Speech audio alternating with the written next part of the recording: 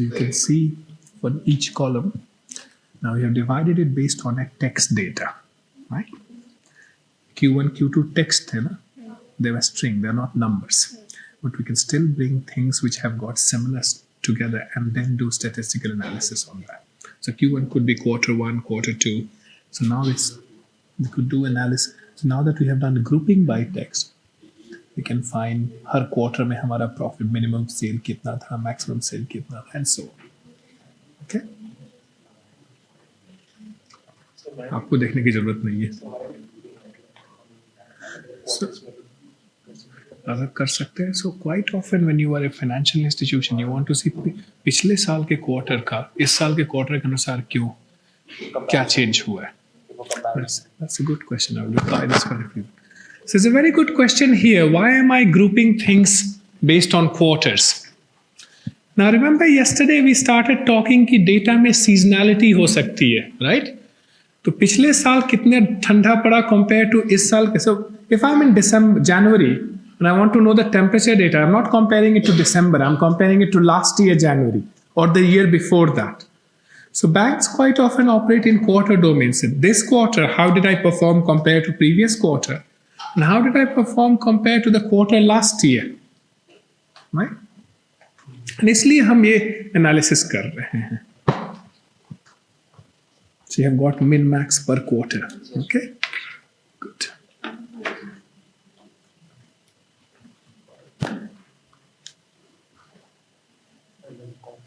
Sorry?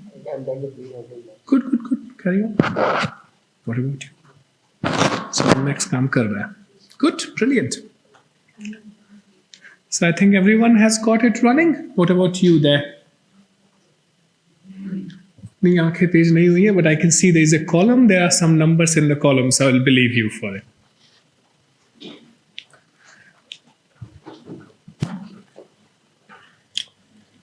एक और exercise किया जाए इस पर finally.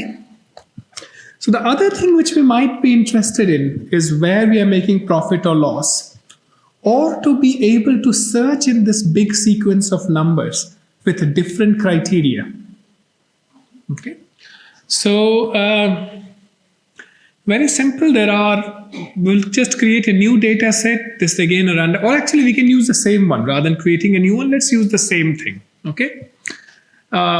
Here I have created a new one and I have called the columns X and Y. Let's just use the DF जो आपके पास है उसी को use करें. And see if you can do these kind of searches in the last 3 lines here.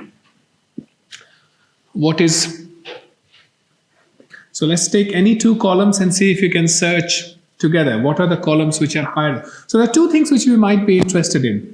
Where something is meeting this criteria. So the criteria here is say X is bigger than 0, or what are the names of columns in your case? Number 1, number 2, right? So let's see where is number 1 bigger than 0 and number 2 is less than 0. We can give 2 set of criteria. So now before you do that, just listen to me. So the result of these searches tells you what are the locations where this criteria is met. Quite often we need to know the number at that location as well. And then there are 2 ways to do it. Either you can do a Boolean series object, so you can create a series object. So look at this line where this gives me the location of that particular object where this thing has happened. And then at that location, what is the DF number? Or you can use the query object as well. Okay. So just do any one of these. Let's pick DF bigger than 0.5. And then we move on to the next one.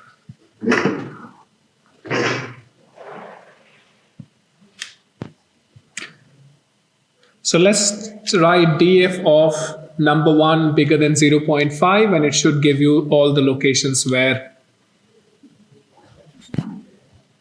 आप दोनों का चेहरा बता रहा है कि हम कहाँ खो गए हैं.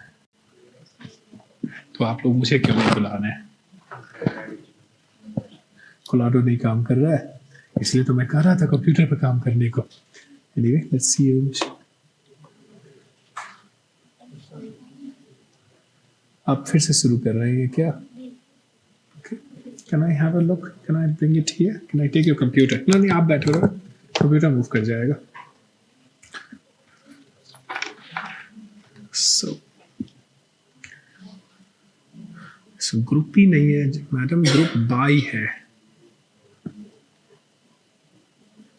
That should do the job. You had written groupie. It's group by. Okay, there was a syntax error. You guys are okay?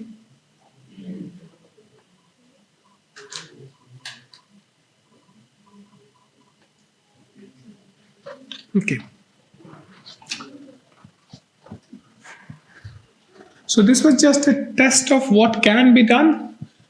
We will need it again later on, and तब जब जरूरत पड़ेगा आपके errors हो रहा है, then we will do it. Okay, changing the topic completely. So now we have learnt about what data types we could use, what are the things we could perform. Okay, so keep your DF aside for a change. The next thing which we need to do is to visualize it.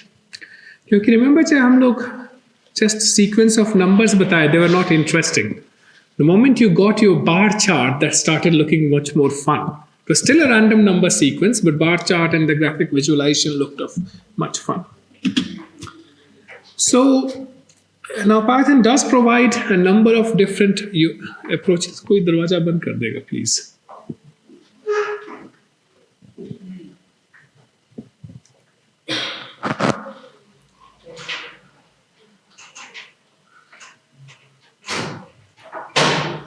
So I have an OCD of noise. So I can deal with student noise, but the log jab walk karte hain, that noise affects my line of thought. So very basically we can use matplotlib. The disadvantage of matplotlib is it produces a PNG or a JPG image, which is good enough for most applications, but it's not interactive. You can't do anything else with that image. So agar aapko this match image leke save karna hai, that's perfectly fine. Other one is Plotly, which allows you to have some more interactive features. And then there is Cufflinks, which also integrates Plotly with pandas data frame. Okay. So the operation is fairly simple. We're not going to do it now because you have already plotted something by now. So essentially what you do is you import matplotlib, and then you can do various plotting operations. So let's do some random number plotting here. So I've done a very, very simple task. I'm not going to bother you with doing this thing unless you don't understand. I've just imported the library, created a random number sequence, and just plotted it. Okay. Of course, there are standard things which you can do. You can play with colors and axes. You can change things. And you can create histograms. So I ran it a bit fast. Let's see how many of you can. Now you guys create a sequence of 1,000 random numbers and plot its histogram.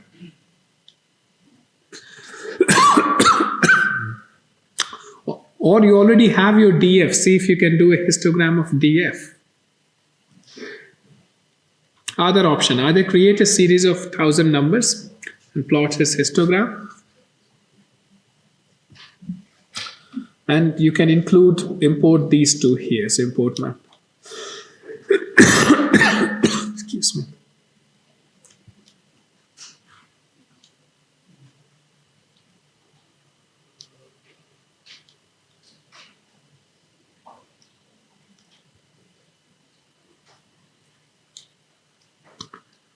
So create a sequence of random numbers, but this time create 1,000 random number.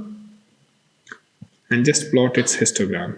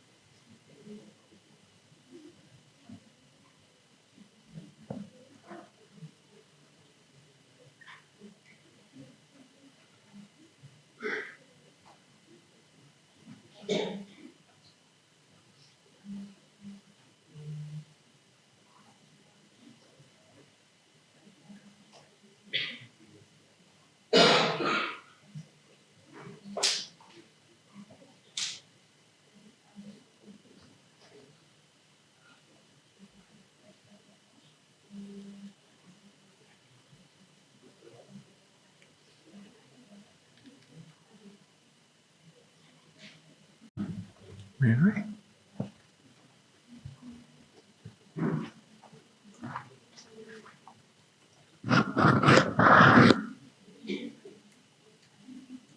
We're still working with the previous one.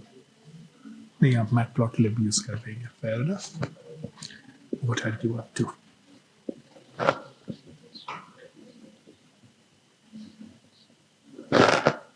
Data frame क्यों create करो? Just create a normal object. Huh? Just y is equal to np dot random.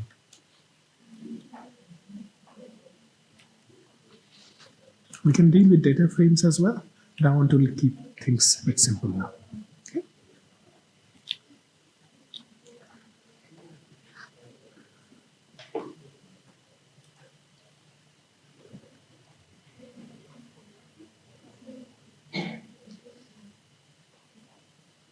np dot.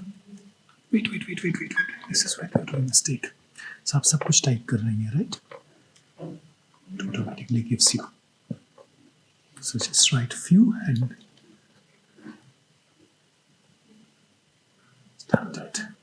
tab. So tab is your best friend when it comes to programming. Okay. So most people who have never done programming do not know why the tab key is there on a keyboard. Agreed? It's only when you start typing things then you see the advantage. I hope you guys are using tab for completion of your sentence structures.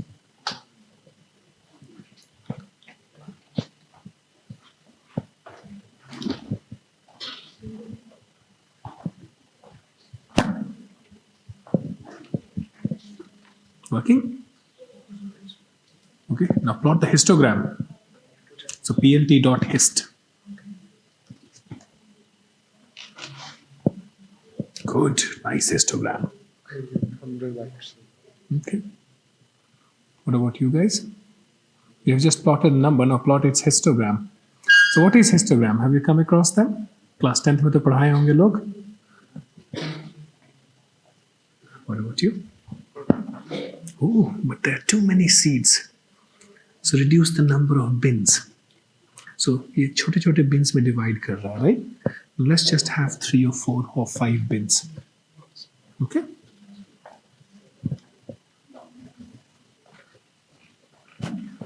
You're an MTech student, right?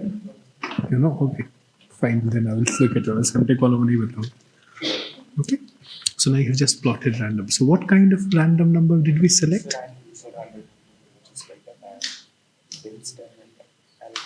So what kind of distribution is it? Is it white distribution or Gaussian distribution?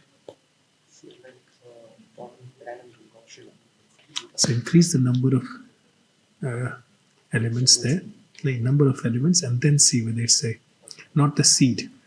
How many are your, what's the number, how many numbers do you have in your series? Let's take 1,000 and then see. So the question then is for you guys. You guys have created a random number, right? So some of you would have got a Gaussian distribution. So it should have a Gaussian spread. Some of you might get a normal spread. But has everyone got a Gaussian spread? कैसा है spread आपका?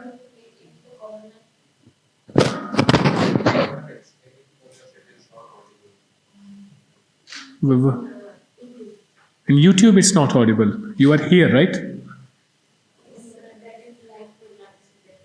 Okay, fair enough. I'm using column mic, am I not?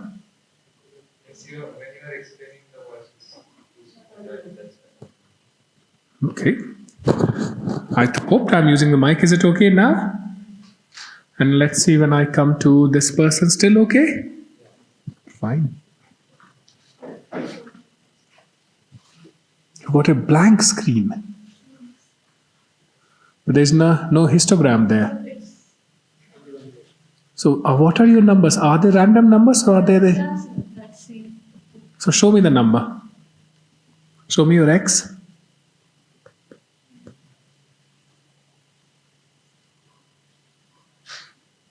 Just show me your X.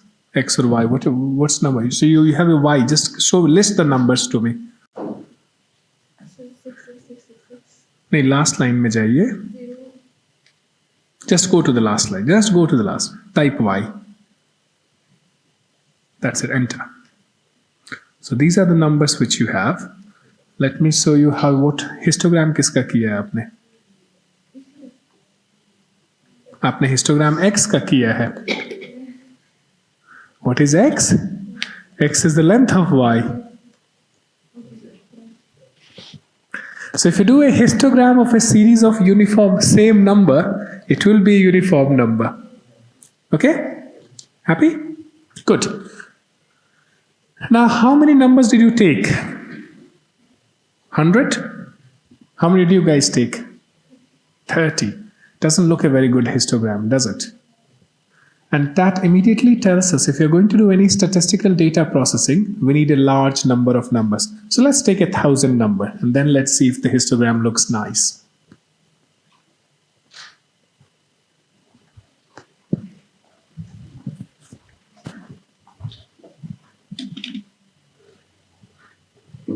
So this is an example of a bad histogram. It doesn't, by looking at the histogram, I can't tell any statistical feature of it.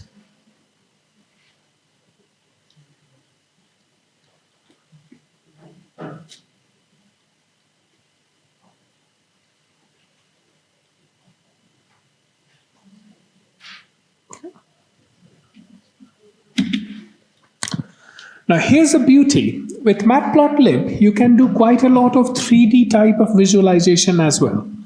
But most of the time, business and finance people are fairly happy with 2D plots. So हमें कोई 3D plotting सीखने की जरूरत है. There are sequences when you are looking at optimization of stocks and other things when 3D की जरूरत पड़ेगी. But as of now, 2D plotting is good enough.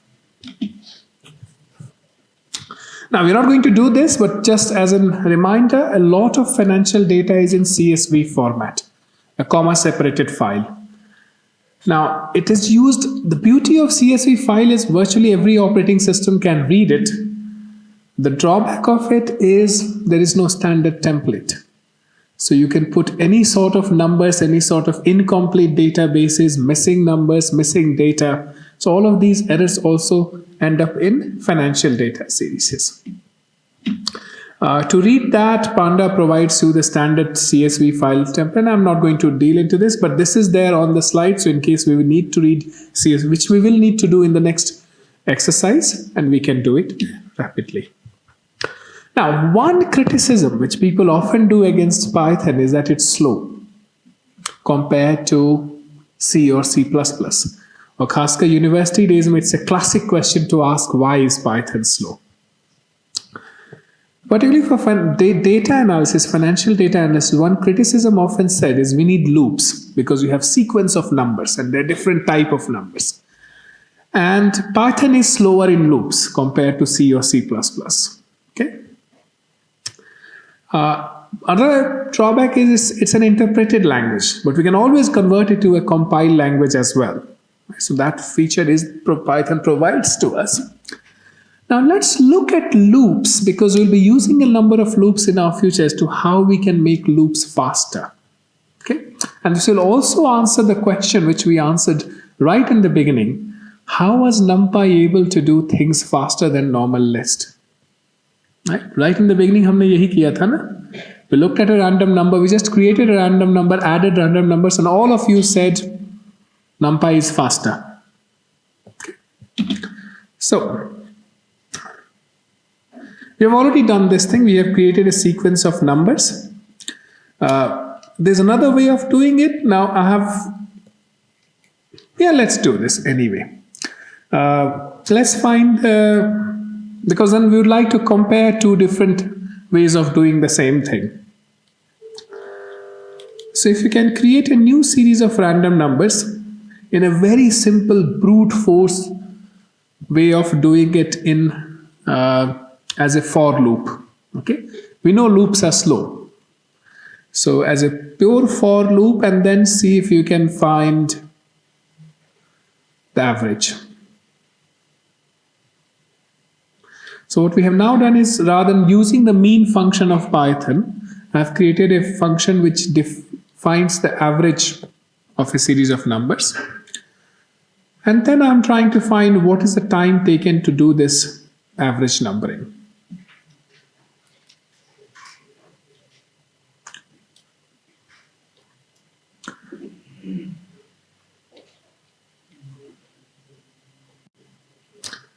So it's a very simple for loop. I just go through from 0 to n and I keep on adding a random number to it. At the end of it, I just take the averages, divide s by n. So if you can copy these part and then find what's the time taken to do the average.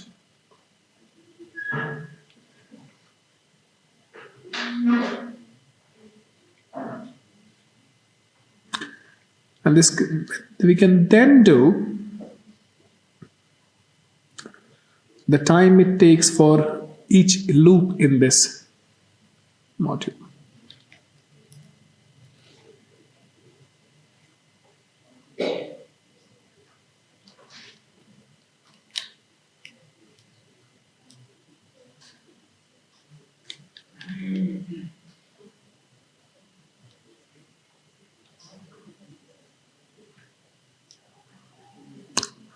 So is the question clear to all of you?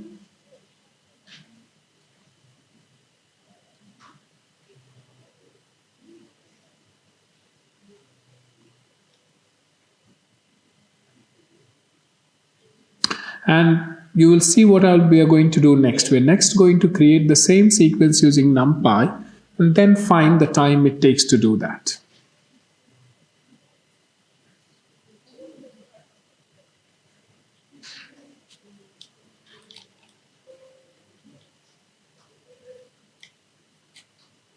So as soon as you are ready with your time, can somebody give me the time it took you to do this processing?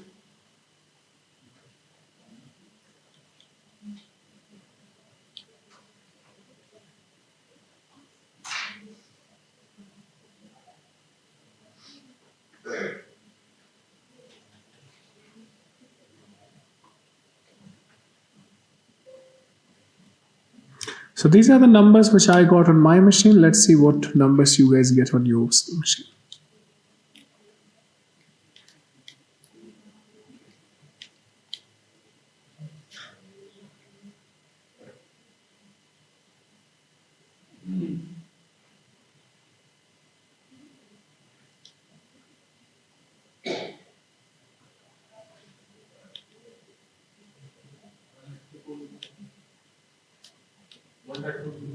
Sorry? Millisecond for, and what's the time taken per loop? So that's by the next line you can, right? Plus or minus something.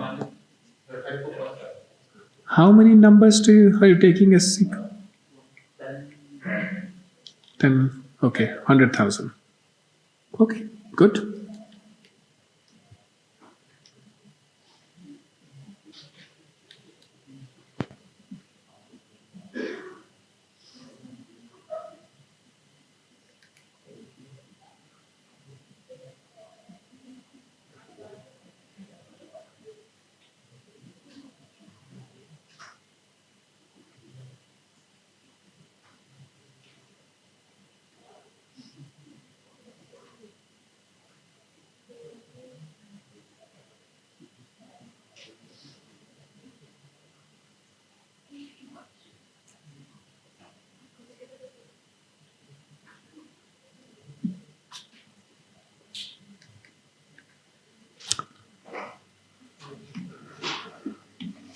If I use NumPy vectorization after this, so this is exactly what you guys are doing right now, the first part, what you will find is I can significantly increase the speed of operation.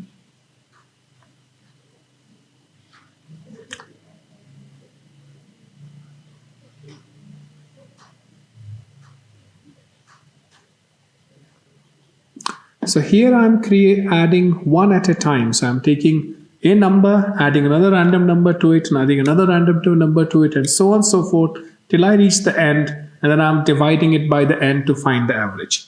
The alternative way is to ask NumPy is to create a sequence of number and just find its mean. Okay? If I do that, I'm significantly faster. So my time earlier was in my machine was 672 millisecond. It has now moved to 90.3 millisecond. Still faster than what we had earlier. Okay. What I would like you to then check is this. S.n bytes. The last line.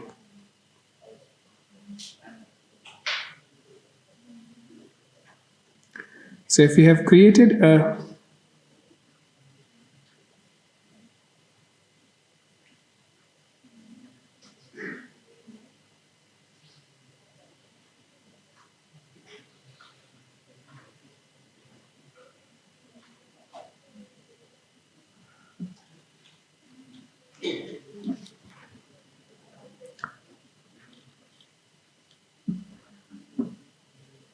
so what are you getting?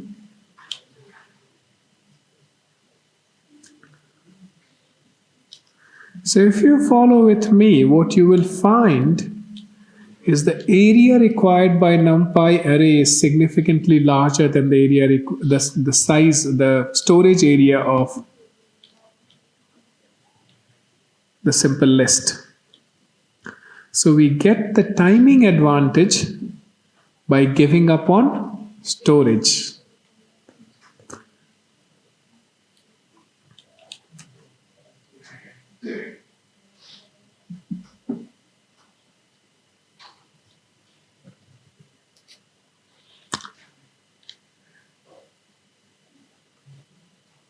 So do all of you have got the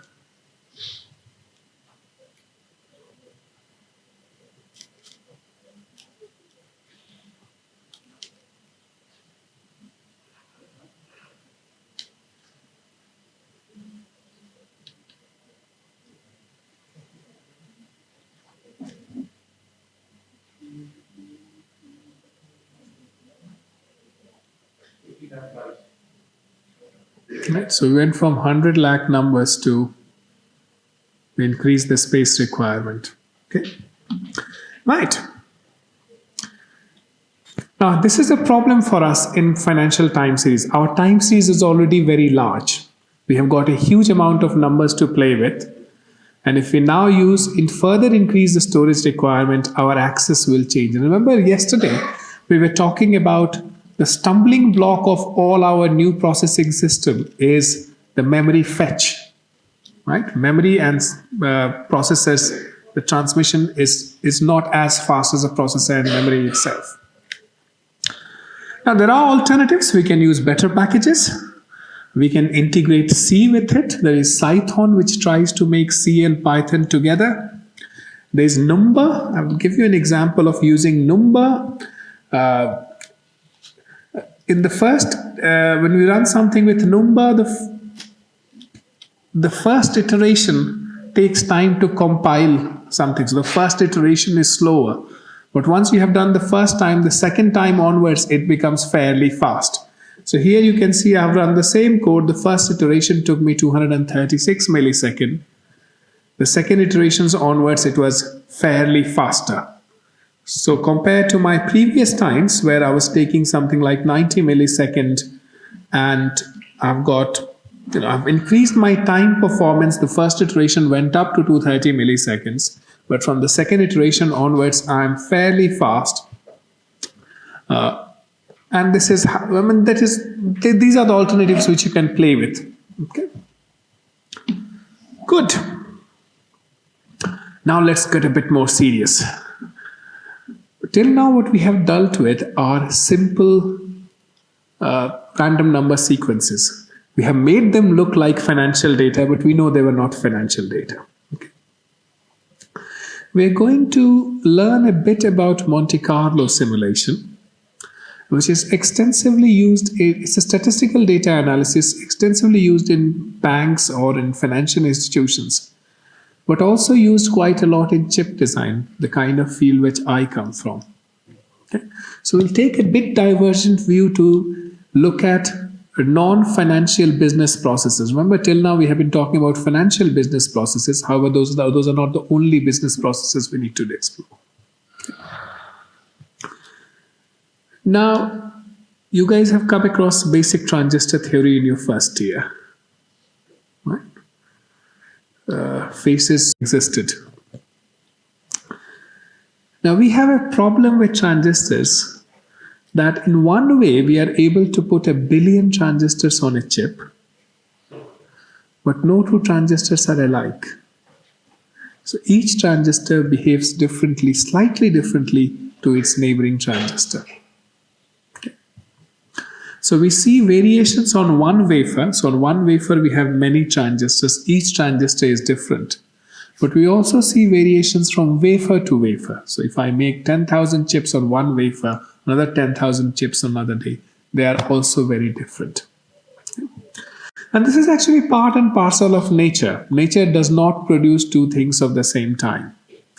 And this is where we as engineers are different to the natural engineer. Nature tried itself to make things which are different and hope that their differences will work collectively for the better good. We don't have that luxury. We can't sell 10 different TV screens saying कि ये वाला 36 inch होगा, ये वाला शायद 37 या 38 inch होगा, market नहीं लेगा हमसे. Okay? So we start with devices which are not uniform, but in the end we have to make a product which is exactly the same. So when we sell a processor, all processors should have the same or similar-ish clock speed. Okay. Now we generally end up having two different type of, two systematic variations are often quoted when it comes to chip design processes. One is, if I make all my transistors on one wafer, what is the difference between them, the internal difference? And other is, what is the difference from wafer to wafer, from lot to lot? Okay.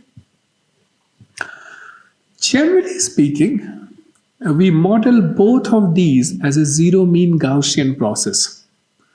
So they have got a fine fixed value, and then there is a distribution which come off the top, and any one of these number works on.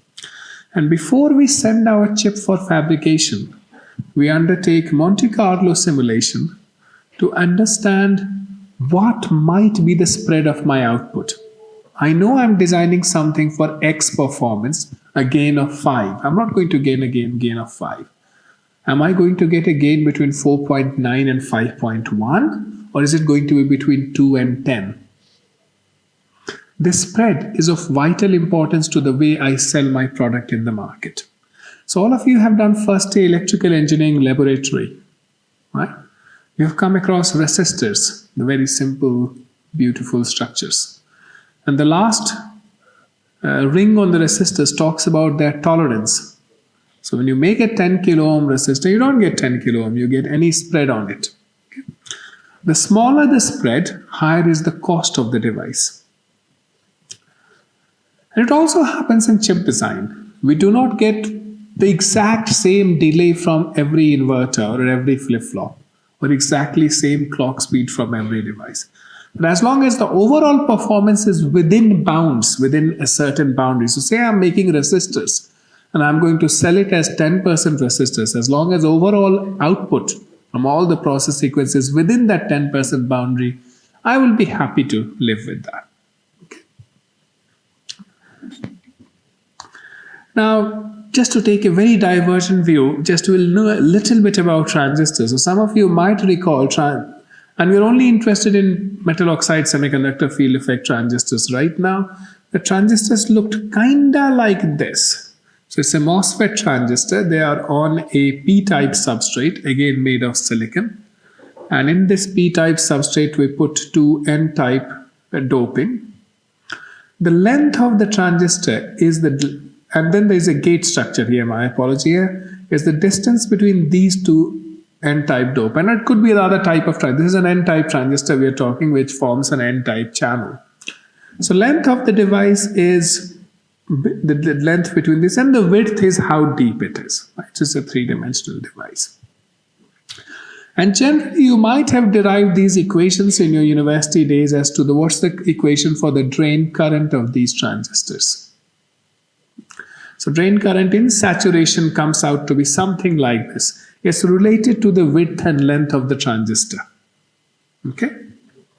And VGS is the gate voltage. VT is a kind of an inherent threshold. The transistor does not become on till we have got applied a certain VTM. VT is the voltage which you apply, the gate voltage which you apply on this. Unless you reach the VT voltage, the transistor is switched off. Okay. Now, we were told, or you were told, that VT is a constant.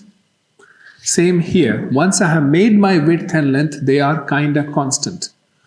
But what actually happens is what's the typical size of a transistor we are making in a modern day microprocessor? So yesterday I asked you to check the specification of electronics which you have. So processor of your mobile phone, how many gates does it have? Has looked at that? Sir 4 बजे तक तो आप ही bore कर रहे थे, उसके बाद तो सांस लेने का समय मिला. 5 nanometer, that's the state of the art process. So we're looking at very small devices. Right? Even if I'm looking a couple of generation older, they're still around 28 nanometer or 90 nanometer devices. They are fairly small. Do you have any idea how big a nanometer is? How big is a micrometer? So your hair, which is the thinnest thing which I can see in this room right now, is 100 micrometer thick. Okay? So it's 100 micrometer thick, your single. Divide the thickness of your hair by 1,000 times, and then you have got 100 nanometer. So these are the size of transistors we are manufacturing them. We cannot make exactly the same width. So when you claim to say that I'm making a transistor which is, say, let's take a bigger geometry process, 350 nanometer big length. The length is 350 nanometer. So we do not get a sharp cut length. I mean, we don't get sharp, we get like curvy, bendy diffusions. So the length is not a uniform number. And from each transistor, we get slight variations in the length fabrication. Because the way we form this is we put gases and they diffuse in the substrate. So diffusion is a random process. Right? As gas molecules go in, they're never going to follow a uniform task. So as it's a random process, we get a randomly distributed width and length of the transistor. And there lies our problem. We had a very simple equation here which is dependent on two constants, K and W, VT, and width and length of the transistor. And I make all my transistors of exactly same width and length. They're not going to get exactly same width and length. That much I know. What I also know is if I make all the transistors of people, my foundry or the fabrication partner would have made a large number of transistors with same width and length on a chip and measured their actual width and length or measured their performance. And from there would have come up with the spread which I expect to see. And the spread also happens in VT, which is the threshold voltage of transistor. It's also not a constant. So electronics is a beautiful subject. When we teach students initially that this is the equation of operation and these are constant numbers, and 2 semesters later we tell them nothing is constant in our field. We also start with something like, you might have dealt with operational amplifiers, op-amps, and we teach you ideal op-amp which has got 0 output resistance, infinite input impedance, and 2 semesters later we'll tell you 0 and infinity does not exist in physical circuits. You cannot have 0 output resistance. Every wire will have a finite resistance. You cannot have infinite input impedance. There will be a finite impedance. It will be high, but it won't be infinite. This is why the subject is beautiful. We change your entire mindset every semester. So we have a problem here. So as I said, no two transistors are alike. We now model these variations in transistor operations using these two parameters, the VT, the threshold voltage, and beta, which is the parameter here, kW by L. Okay. And we then say, is that they have got a spread, which is generally a Gaussian variation, which is somehow dependent on the width and length of the transistor which we are making, inversely proportional to. And that's a bit logical. Smaller the transistor you make, more will be the effect of the variations, right? I make bigger devices, I will have less error in making them. So we have these spreads now, but these are the spread on each transistor. I am making a circuit with say 20 transistors. How is my circuit going to behave? Now the circuit output and input have got a non-linear relationship between. Okay, you could make a linear circuit as well. But this is already a non-linear equation here. Vt goes inside Vt square. Right? So relationship between, not between input, relationship between my transistor parameters and output is going to be a non-linear, fairly complex function. Okay. So how do I predict how my device is going to be? Now here is a very simple 4-bit adder response. What you can see, because of these variations, all my waveforms don't rise at the same time. They have got different slope of rising and they have got different fall time. Now if I make, say, these are 6 different adders, the only where I can be sure of its adder operation is somewhere here. So if I'm here in between these two numbers, I'm not sure if my adder is already working or not. And similarly here. So every time I do a clock transition, I have to give some time to be confirmed that whatever adders have been made, they are performing within performance. So now I'm cutting down on my clock speed. So I designed something to be very fast. It is very fast, but I don't know exactly when it's rising and falling, which means I have to give some buffer to myself that in this region don't operate while the system, so if I have 10 adders, all of the 10 adders will give me the same result. Okay? And I will only trust the data from here. Now there may be many ways of doing this. We could either manufacture the chip, many 10,000s of these chips, test each one of them, and then determine how good or bad my process is. Chip making is a costly business. One mistake can kill your company completely.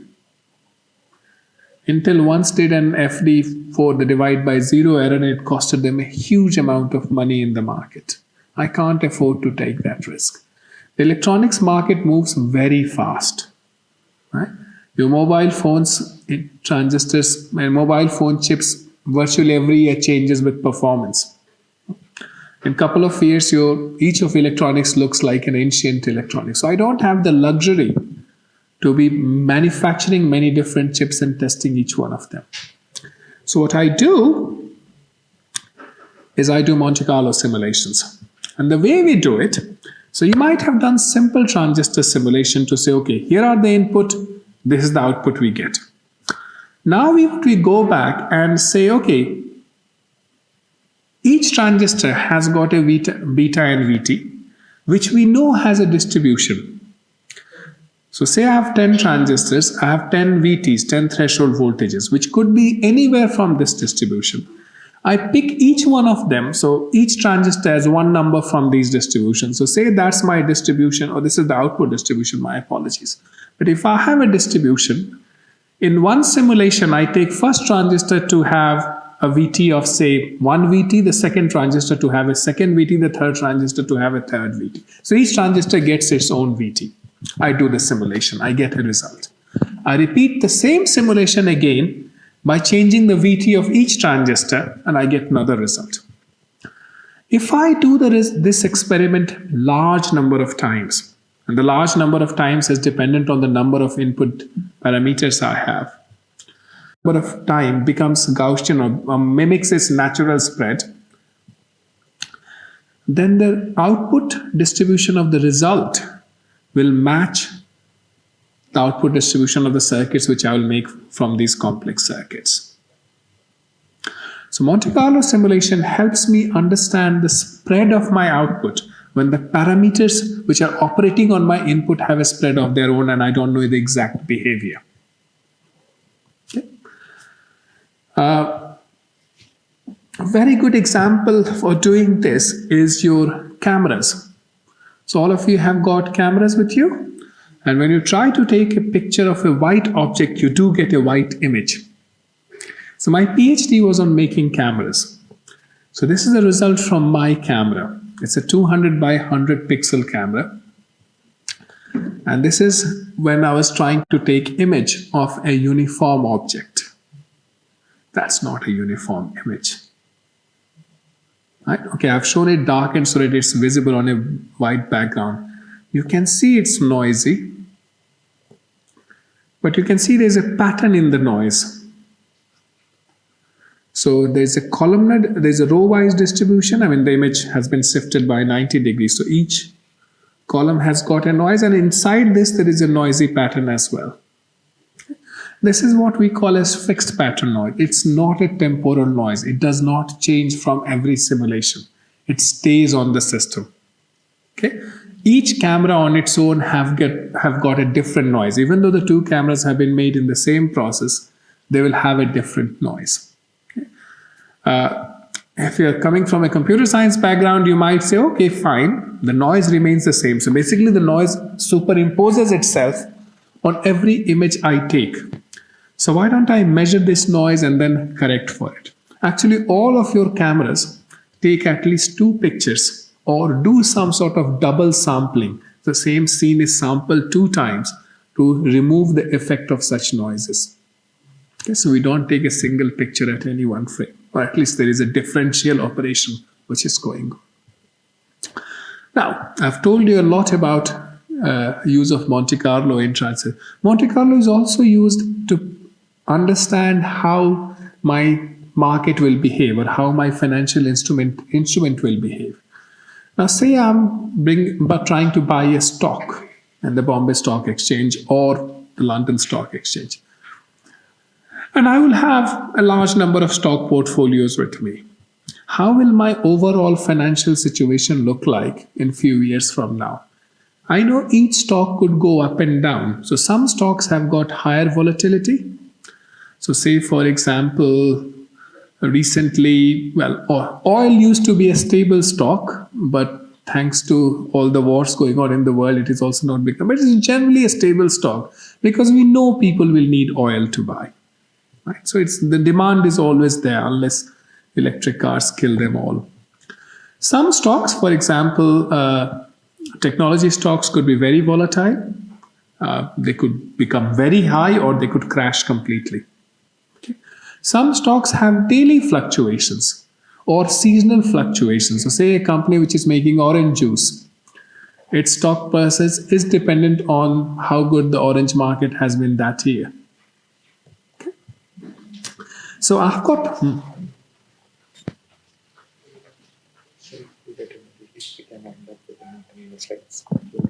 Good. Okay, we'll wind up in 10 minutes. Yeah, sure, we'll wind up in 10 minutes. Or just raise your hand. You don't need to come. Okay. So, now there lies a problem. So you're doing one simulation till now, and now I'm asking you to do a large number of simulation, often dealing in thousands or 10,000 simulation of the same system. So one simulation was taking time, and now we are saying we'll be doing a large number of simulation on the same thing. So I took some time to explain how Monte Carlo simulation takes place. In the second half, we are going to use it in a very complex mathematical operator to understand the European put option. Okay, we'll be dealing with Black-Scholes-Martin equation. Black-Scholes-Merton equation. I have typed it in it has become Black-Scholes, it's Black-Scholes-Merton equation. So it's a stochastic differential equation. I'm not going to spend energy trying to understand how the equation behaves because most of you have not done stochastic integral calculus till now. So we'll assume that the equation exists. We will try to write the Python code for it and see if we can do Monte Carlo simulation and how long it takes. Okay. So with that, we'll stop now and we'll try to appreciate the behavior of this in the second half of the day. So I was hoping we'll finish all this Python in the morning. So we will do a bit of Monte Carlo simulation. And then we will do a bit of time series analysis in the second half of the day. And we'll come back to neural networks to see how neural networks are better or can work on the same time series data. Okay? With that, we'll stop for lunch. Thank you.